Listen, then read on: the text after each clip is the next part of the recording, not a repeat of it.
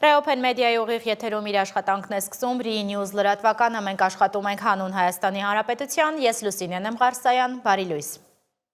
3 մայրաթոր Սուրբ Էջմիածնում կայացել է եպիսկոպոսած ժողով, ըստ մի շարք լրատվամիջոցներում տարածվող տեղեկությունների ենթադրվում է, որ ժողովրդականների քննարկման թեման եղել է Մայրաթորի դիվանապետի Արշակ Սրբազանի հարցը։ Վեհարանից դուրս եկած սրբազանները չեն արձագանքել լրագրողների հարցերին։ Դանիել Սրբազանը նույնպես խուսափել է պատասխանել լրագրողների հարցերին, միայն նշել է, որ ասելիք չունի, Աստծուն է հավատում եւ աղոթում է հայ ազգի ու եկեղեցու խաղաղության համար։ Գեղարքունիքի մարզի Ճամբարակ թթու ջուր հատվածում նոյեմբերի 21-ին բռնկված հրդեհի օջախներից 2-ը մարվել է, մյուս 2 օջախներում հրդեհը մեկուսացվել է։ Այս մասին հայտնում է Ներքին գործերի նախարարության փրկարար ծառայությունը։ Ընդհանուր առմամբ հրդեհաշիճման աշխատանքներին մասնակցել է 1194 փրկարարական ծառայող, 16 հիմնական եւ 88 օժանդակ տեխնիկա։ Պաշտպանության նախարարության ուղղաթիռով իրականացվել է հետախուզում եւ հրդեհաշիճում, կիրառվել են նաեւ անօդաչու թռչող սարքեր։ Հայաստանի էլեկտրական ցանցերի ժամանակավոր կառավարիչն ու վարչապետ Փաշինյանը տարբերակներ են քննարկել, թե ինչ ճակատագիր է ունենալու օրերս լիցենզիայից զրկված հեծը։ Առաջին տարբերակը հետևյալն է՝ հեծն ամբողջությամբ դարձնել պետական սեփականություն, որից հետո հրավիրել ոլորտի պրոֆեսիոնալ կառավարիչ։ Երկրորդ տարբերակը նոր ներդրող գտնելն է, սա կկիրառվի այն դեպքում, երբ հնարավոր չլինի առաջինը։ Փաշինյանն ասել է, ինքն առաջին տարբերակի կողմնակիցն է։ Ռոմանոս Պետրոսյանը ներկայացել է նաև իր պնդմամբ այն խախտումները, որոնք կատարվել են հեծում նախկին ղեկավարների ժամանակ։ Հեծ տնօրենների խորհրդի նախագահ Նարեկ Կարապետյանը արձագանքել է, թե ինչ է ասել, դիտենք ռեպորտաժում։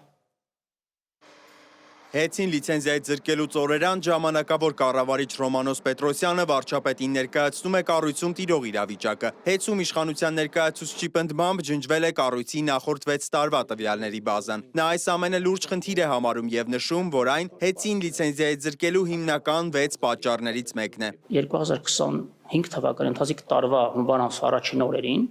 նկատել են հեծում պատասխանատուները, որ տարեսկզբի տվյալները չեն արխիվացվում։ Եվ հեծը ինքը ներքին ստորաբաժանում չուներ նման ծավալի շուրջ 700,000 սպառողների հաշվիչների հավաքված համակարգի մասին է խոսք հասունություն ունեցող սպասարկելու եւ այդ համակարգի սպասարկումն իրականացվում էր արտաքին միջամտության շնորհիվ, այդ թվում եւ ռուսաստանյան որոշ ընկերությունների, որոնք կամ ուղղակիորեն մաս են կազմում Տաշիր ընկերությունների խմբին կամ արտապատվիրակված են այդ ծառայությունները ռուսական ընկերությունների։ Թիփ փաստերի ստուգման հարթակը ավելի վաղ անդրադարձել էր հանրային ծառայությունները կարգավորող հանձնաժողովի նախագահ Մեսրոպ Մեսրոպյանի նոյեմբերի 20-ի մի հայտարարության, որով նա նշում էր, թե 2018 թվականից մինչև 2024 թվականի հոկտեմբեր-նոյեմբեր ամիսն ընկած ինֆորմացիան ջնջվել է եւ այն այս պահի դրությամբ դեռ վերականգնված չէ եւ նույնիսկ հնարավոր չէ վերականգնել։ Լրագրողը ներկայացրել է իր բաժանորդային համարն ու անձնագիրը եւ հեծում հաշված րոպեների ընթացքում ներկայացրել են 2019 թվականից 2025 թվականի նոյեմբեր ամիսն ընկած ժամանակահատվածում նրա ամսական ծախսերի գրաֆիկը։ Մի քանի էջանոց այս աղյուսակում բաժանորդը կարող է տեսնել իր սպառած էլեկտրաէներգիայի քանակի, սակագնի, ինչպես նաեւ տուժ-տուգանքի վերաբերյալ տվյալներ։ Բացի այդ կարող է տեսնել, թե ամսվա սկզբին ու վերջին որքան է կազմել հաշվիչի ցուցմունքը։ Փաստացի բաժանորդը իր տվյալներին հասանելիություն կարողացել է ունենալ եւ դրանք ամենևին էլ չեն չքացել, ինչպես հարցազրույցում պնդել էր Պաշտոնյան։ Խնդիր եղել է ըստ Նարեկ Կարապետյանի, սակայն իր հեծ գնալուց հետո այն լուծվել է։ Այս մասին օրեր առաջ գրել էր նաև հեծի վերահսկողության կոմիտեն։ Էլեկտրաէներգիայի հաշվառման եւ հսկման համակարգի ամենամսյա տեղեկատվական բազաները պահպանված են եւ վերահսկելի։ Ցանկանում ենք եւս մեկ անգամ ընդգծել, որ տվյալների անվտանգությունը մշտապես եղել է հեծի աշխատանքի առանցքային ուղղություններից։ Շրջանառվող տեղեկատվությունը հասարակությանը հերթական անգամ մոլորեցնելու խնդիր է հետապնդում։ Պետրոսյանը վարչապետի մոտ այլ տվյալներ էլ է ներկայացնում, ասում է, թե հեծի կառավարիչները եւ տնօրենների խորհուրդը 9 տարվա մեջ շուրջ 691 միլիոն դոլարի երաշխավորություններ են տվել Տաշիրին փոխկապակցված մի քանի տասնյակ ընկերություններին։ Պետրոսյանը նաեւ հավելում է, պետական եւ համայնքային ընկերությունները շատ մեծ թիվ էին կազմում, որոնց վրա հավելագրումներ էին արվում։ Այդ փաստով ըստ Պետրոսյանի վերջին օրերին կալանավորում տեղի ունեցավ։ Վիճակագրությունը վկայակոչեմ պաշտոնական վիճակագրությունը։ Օգոստոս սեպտեմբեր եւ հոկտեմբեր ամիսներին համեմատած անցյալ տարվա նույն ամիսների հետ, որովհետեւ այս ոլորտում ճիշտ է նախորդ տարվա նույն ամիսների հետ համատականը, ոչ թե նախորդ ամիսների, ուրեմն հոսանքազրկումների միջին տևողությունը նվազել է 27%-ով, Դա գրեթե 1/3, 1/4 չափն է։ Իսկ քանակը ինտենսիվությունը նվազել է 18%-ով։ Դա խոսում է նրա մասին, որ հերթապահ խմբերը, տեսուչները, մանցորները, բոլոր մասնագետները իրեն գիտեն, որ վերադասության կարգով մինչև առաջնային ուղիղ կոնտակտ ունի մեր քաղաքացու հետ, մենք հետևողականորեն յուրաքանչյուր անջատման փաստի հետևից գնում ենք։ Նարեկ Կարապետյանը այս ամենը վարկաբեկություն է համարում։ Երեկոյան սկսել է կետարկետ անդրադառնալ Փաշինյանի ու Պետրոսյանի խոսակցությանը։ Նա նշել է, որ վերջին տարիներին Սամվել Կարապետյանի անձնական բյուջեից 11 միլիարդ դրամ է հատկացվել ՀԵՑ-ի աշխատավարձների բյուջեին։ Հարգելի հայրենակիցներ, ՀԵՑ-ում աշխատավարձը որոշում է հանրային ծառայությունների կարգավորող հանձնաժողովը, որը արգելում է ավելի բարձր աշխատավարձ վճարել։ Նույն բեցում նույն աշխատավարձն է։ Եթե դուք այդպիսի լավ տրամադրվածություն ունեք մարդկանց հանդեպ, որ ուզում եք աշխատավարձ բարձրացրեք, բեցում ինչու է աշխատավարձը նույն չափ, ինչքան ՀԵՑ-ում, որտեվ նույն հանրային ծառայությունների կարգավորող հանձնաժողովն է որոշում։ ՀԵՑ-ի հետագա կառավարման վերաբերյալ էլ քննարկում եղավ զրույցի ընթացքում։ Երկու տարբերակ կա՝ ՀԵՑ-ն ամբողջությամբ դարձնել պետական կամ նոր ներդրող գտնել։ Փաշինյանը սակայն հավելում է, ինքն առաջին տարբերակին է կողմնակից։ Սիմոն Հովանիսյան, Reopen Media։ Հայաստանը չի մասնակցի վաղը Բիշքեքում անցկացվելիք ՀԱՊԿ գագաթնաժողովին, հայտարարել է Ռուսաստանի նախագահի օգնական Յուրի Ուշակովը։ Ըստ նրա, մեր երկրի ներկայացուցիչները հանդիպման ժամանակ համաձայնեցված փաստաթղթերի ընդունմանը դեմ չեն, այդ որոշումների մեջ է լինելու նաև կազմակերպության նախագահությունը Ռուսաստանին փոխանցել է, որն ուժի մեջ կմտնի 2026 թվականի հունվարի 1-ից։ Ուկրաինայի նախագահ Վլադիմիր Զելենսկին այս շաբաթն անվանել է վճռորոշ, դեռևս պաշտոնապես հայտնի չէ, թե ինչ է 28 կետանոց փաստաթուղթը, առաջարկել է Թրամփը, որը պատերազմի դադարեցման համար է, բայց համենայն հավանականությամբ դա հենց այն 28 կետերն են, որոնք նախորդ շաբաթվա վերջին հայտնվեցին միջազգային լրատվամիջոցներում։ Հենց այս շաբաթ Զելենսկին հնարավոր է մեկնի Վաշինգտոն, այդ մասին Ուկրաինայի նախագահին անվտանգության պաշտպանության խորհրդի քարտուղարն է ասել։ Մինչև մեկնել նա խոստացել է, որ կանի ամեն ինչ, որպեսզի պատերազմի ավարտը չդառնա Ուկրաինայի ավարտը։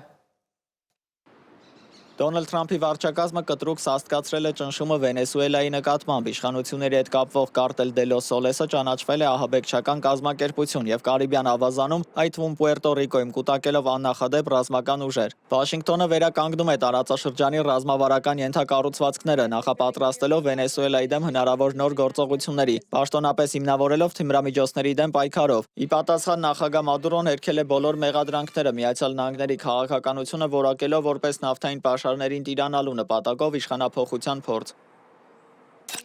Իսրայելը Բեյրութի բնակելի թաղամասին հաստված հարվածով սպանել է Հեզբոլայի ռազմական ղեկավար Հայսամ Ալի Տաբտաբային, խլելով եւս 5 մարդու կյանք եւ խափանման վտանգի տակ դնելով Միացյալ Նահանգների միջնորդությամբ գործող մեկամյա հրադադարը։ Մինչ Իսրայելը գործողությունը հիմնավորում է խմբավորման վերազինումը կանխելու անհրաժեշտությամբ, իսկ Հեզբոլահը սպառնում է պատասխան քայլերով։ ՄԱԿ-ն ու Լիբանանի նախագահը կոչ են անում առավելագույն զսպվածություն ցուցաբերել Հռոմի Պապի սպասվող այցին ընդառաջ։ Չնայած Բեյրութում տեղի ունեցած բազմամարդ ուղարկավորությանն ու լարվածությանը Իսրայելի հյուսիսային սահմանի բնակիչները իրավիճակը գնահատում են հարաբերականորեն հանգիստ եւ պահպանում զգուշավոր լավատեսություն։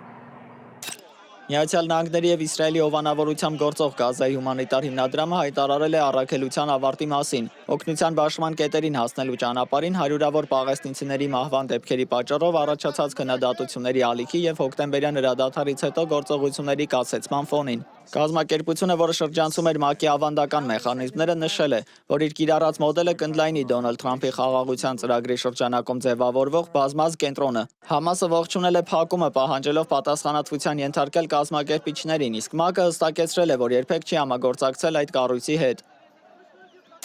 Սուդանում 2023 թվականից ընթացող քաղաքացիական պատերազմի պատճառով ծանրագույն հումանիտար եւ կրթական ճգնաժամ է, ինչի հետևանքով միլիոնավոր երեխաներ զրկվել են կրթությունից, իսկ մայրաքաղաք Խարթումում միայն օրերս է մեկնարկել ավերված բուհերի վերականգնման աշխատանքը։ Չնայած Միացյալ Նահանգների եւ Սաուդյան Արաբիայի ճնշման ներքո արագ արձագանքման ուժերի կողմից երամսյա հումանիտար զինադատարի հայտարարմանը, երկրի կանոնավոր բանակը մերժել է խաղաղության քառակողմ առաջարկը։ Բանակի հրամանատարությունը իր դիրքորոշումը հիմնավորել է միջնորդների շարքում արաբական Միացյալ լեմիրությունների ներգրավվածությամբ, որին մեղադրում է արագ արձագանքման ուժերին զինելու մեջ, ինչպես նաև մտավախության, որ հրադադարը կամրապնդի ապստամբների վերահսկողությունը գրավյալ տարածքների նկատմամբ։ Նիգերիայի Նիգեր նահանգի կաթոլիկ դպրոցներից մեկում զինյալները իրականացրել են հերթական զանգվածային առևանգումը, պատանդ վերցնելով 303 աշակերտի եւ 12 աշխատակցի, ինչը խորացրել է երկրի հյուսիս-արևմտյան շրջաններում տիրող անվտանգային ճգնաժամը։ Չնայած առանձին երեխաների փախուստի մասին տեղեկություններին, ծնողները եւ ուսուցիչները շարունակում են մնալ անորոշության մեջ, քանի որ պաշտոնական աղբյուրները դեռևս չեն հաստատել պատանդների վերադարձը։ Այս միջադեպը համալրում է վերջին տարիներին ողբերգական վիճակագրությունը, որտեղ զինված ավազակախմբերն ու ծայրահեղական խմբավորումները պարբերաբար թիրախավորում են ուսումնական հաստատությունները, փրկագին կորզելու նպատակով։ Ականատեսների վկայությունները փաստում են հարձակման դաժանության մասին։ Տեղի համայնքը պահանջում է հրատապ քայլեր ձեռնարկել, կանխելու պարբերական դարձած այս հանցագործությունները։ Դավիթ Գենջոյան, Open Media։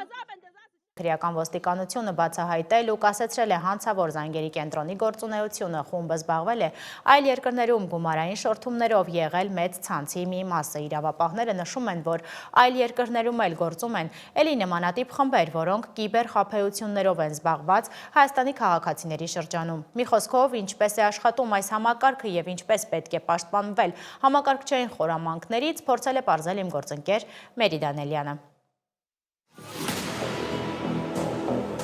Կասեցվել է այս տարվա ընթացքում արդեն 4-րդ ենթադրյալ հանցավոր զանգերի կենտրոնի գործունեությունը։ Ներքին գործերի նախարարությունից են հայտնում։ Ոստիկանության եւ քննչական կոմիտեի ծառայողները զանգերի կենտրոնում խուզարկությունը նոյեմբերի 20-ին են իրականացրել։ Մի խումբ անձինք նախնական համաձայնությամբ Արաբկիր վարչական շրջանում վարձակալել էին կոմերցիոն նշանակության տարածք եւ այդ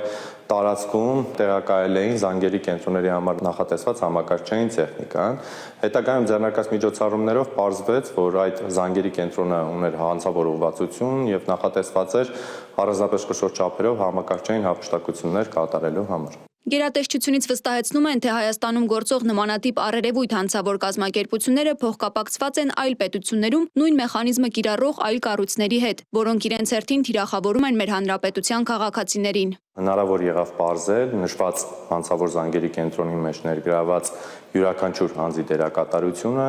այնկեղծ հարթակների տվյալները, որի միջոցով վերջիներս թիրախավորում էին նոտարիալ քաղաքացիներին, ինչպես նաև այն կրիպտոդրամ բանակների հասցեները, որոնք օգտագործվել են հանցավոր ճանապարհով ստացված եկամուտները կանխիկացնելու համար։ Մեդիափորձագետներն ասում են, այսօր զեղծարարները շատ տարբեր ձևերով են մարդկանց հետ կապի մեջ մտնում։ Դրանք հիմնականում սոցիալական ցանցերն են։ Հիմա արդեն գնալով շատանում են հեռախոսազանգերով զեղծարարությունները։ Բջջային օպերատորները, ինտերնետ օպերատորները, այսինքն այն ծառայությունները, որոնց մեջ մարդիկ այսպես թաղված են իրենց առօրյայով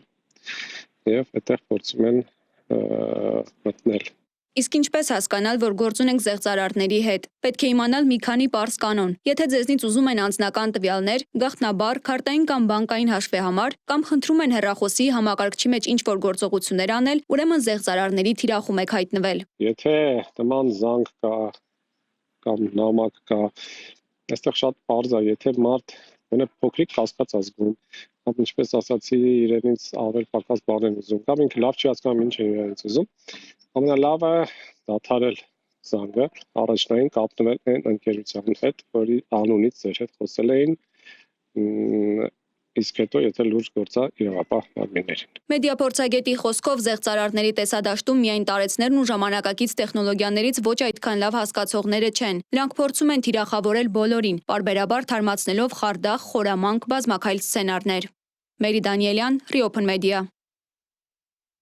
Մայրաքաղաքի փողոցներում երթևեկությունը ծանրաբեռնված է, միշտ խցանումներ են ու կապ չունի ոչ ժամը, ոչ էլ շաբաթվա օրը։ Վիճակն արդեն այնքան լուրջ է, որ խցանումների դեմ պայքարի հանձնաժողով է ստեղծվել, ինչպես այն փորձելու լուծել խնդիրները ու ինչ են այդ մասին մտածում վարորդները, կպատմի Աննա Հարությունյանը։ Անվերջ խցանումներ, երթևեկության քաոս, նյարդային սպասումներ, անհամբեր վարորդների ազդանշաններ։ Սա Երևանի ամենօրյա պատկերն է։ Այն բանից հետո, երբ անձամբ վարչապետը մայրաքաղաքի երթևեկությունը որակեց սարսափելի քաոս, ստեղծվել է ճգնաժամային կառավարման հանձնաժողով համակարգային լուծումներ գտնելու համար։ Երևանի քաղաքապետի գլխավորած հանձնաժողովն անցկացրել է առաջին նիստը, որի ընթացքում ուրվագծվել են գործողությունների հիմնական ուղղությունները, նպատակը գտնել արագ եւ արդյունավետ լուծումներ։ Նոր հեծանիվ չենք հորինելու, շեշտը լինելու է իհարկե հանրային տրանսպորտի ել ավելի զարգացման, ավտոմեքենաների, հենց բարդատար ավտոմեքենաների որոշակի սահմանափակումների, տեխնոլոգիական նոր լուծումների